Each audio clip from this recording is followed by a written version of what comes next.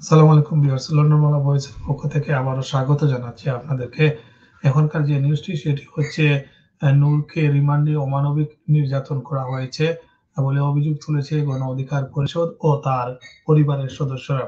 আপনারা জানেন যে সাম্প্রতিক আন্দোলনে অ্যা নূর সম্পৃক্ত থাকার কারণে তাকে গ্রেপ্তার করা হয় গত ২০ জুলাই ভোররাতে এবং তাকে তুলে নিয়ে ৩৯ ঘন্টা পর তাকে আদালতে তোলা হয়। এই সময়ের ভিতরে তার তাকে অমানবিক নির্যাতন করা হয়েছে এবং যার কারণে অ্যা তিনি সুস্থ নন এবং তাকে আদালতে নেওয়ার সময় তিনি খুঁড়িয়ে, খুঁড়িয়ে পুলিশের অ্যা কাঁধে হাত দিয়ে সেই দৃশ্যটি অনেকেই দেখেছেন এবং তার পরিবার এবং তার দল গণ অধিকার পরিষদ আ তার তাকে অমানবিক নির্যাতন করা হয়েছে সেটি তারা তুলে ধরেছেন। আ এখানে মানবজমিনের একটি YouTube পেজ থেকে আমরা কিছু ফুটেজ আপনাদেরকে দেখার চেষ্টা করব। সে কি হয়েছে এবং কিভাবে তিনি হেঁটে যাচ্ছেন সেটি হচ্ছে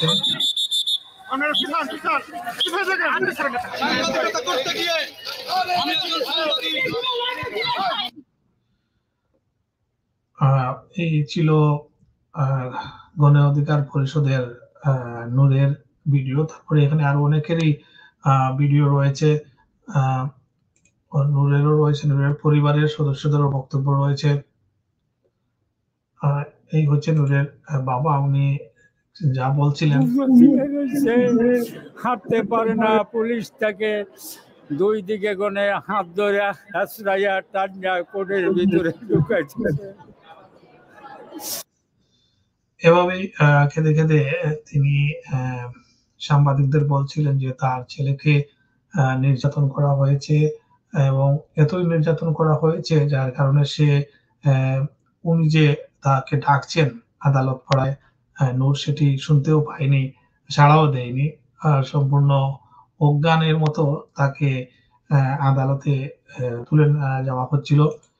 এদিকে গণ অধিকার পরিষদ তাদের এক বিবৃতিতে বলেছে যে গত ২০ জুলাই ভোরবেলা তার বাসা থেকে তুলে নিয়ে ৩৯ ঘন্টা পর তাকে আদালতে তোলা হয় এবং আদালতে তোলার পূর্বেও তাকে শারীরিক নির্যাতন করা হয়েছে, যা নুরুল হক নূর আদালতে অবহিত করেন। ওইদিন আদালতে ৫ দিনের রিমান্ড মঞ্জুর করেন। শুক্রবার ৫ দিনের রিমান্ড শেষে আদালতে তোলা হলে নুরুল হক নূর ঠিকমতো হাঁটতে পারছিলেন না। পুলিশের কাঁধে ভর দিয়ে খুঁড়িয়ে, খুঁড়িয়ে এজলাসে আসেন। এ সময় নুরুল হক নূরের স্ত্রী ও আইনজীবীরা জানান যে গত ৫ দিন রিমান্ডের নামে তাকে অমানবিক নির্যাতন করা হয়েছে। তাকে ঝুলিয়ে পিটানো হয়েছে এবং ইনজেকশন পুশ করা হয়েছে এমন অভিযোগ তারা করছেন এবং রিমান্ড শেষে আদালত থেকে তাকে কারাগারে পাঠানো হয়। নুরুল হক নূরকে রিমান্ডের নামে অমানবিক শারীরিক নির্যাতনের নিন্দা ও প্রতিবাদ জানাচ্ছে গণ অধিকার পরিষদ। ভিউয়ার্স, এই ছিল নুরুল হক নূরকে নিয়ে এখনকার মতো আপডেট। আপনারা জানেন যে জার্মানির সাবেক রাষ্ট্রদূতও তার এই গ্রেফতারের তাকে মুক্তির দাবি জানিয়েছেন এবং বলছেন যে তিনি একজন দেশপ্রেমিক।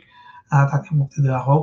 তিনি একজন স্বচ্ছ ছাত্র নেতা হিসেবে তিনি তার আ ফেসবুকে বা সোশ্যাল মিডিয়ায় তিনি নুরুল হক নূরের ছবিসহ একটি আপডেট দিয়েছেন। সেটিও আপনারা নিশ্চয়ই শুনেছেন। ধন্যবাদ সবাইকে।